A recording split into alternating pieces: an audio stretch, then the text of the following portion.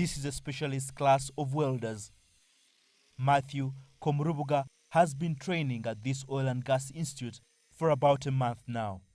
There's going to be a lot of metal work in the oil and gas industry. There's going to be the construction of the pipeline, setting up the oil rigs. There's also going to be repair and maintenance of other metal works, dealing in machine shop, welding, forging, and other parts of mechanical engineering. Matthew is among 30 people supported by CNOC, the China National Offshore Oil Corporation Welders Certification Program.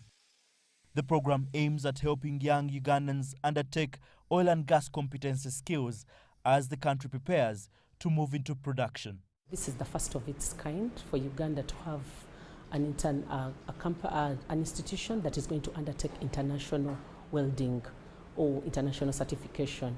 And CNOC is on board to enable this happen. And CNOC, in partnership with the Sunmaker Institute of Oil and Gas, is helping to prepare a qualified pool of local welders. The oil industry that's kicking off, they will require welders. But not just any welder will be allowed to take part, because it's a high-tech kind of work, okay? So each welder that will be required to take part will need to be certified. This is a pilot project that will run for an initial 3 months in 6 technical and vocational institutions around the country. Welding will be a key requirement in the construction of Uganda's oil pipeline.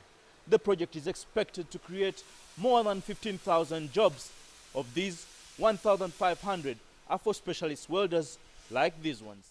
Uganda is planning to build a pipeline, a refinery, and a central processing facility ahead of production. And after the training, China's CNOC will ensure that Matthew and his group are taken on. I'm going to get an international certificate after this course.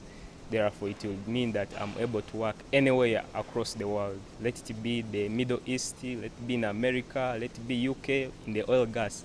I'll be international accepted. The oil and gas sector is expected to attract more than $20 billion into the country in the next few years.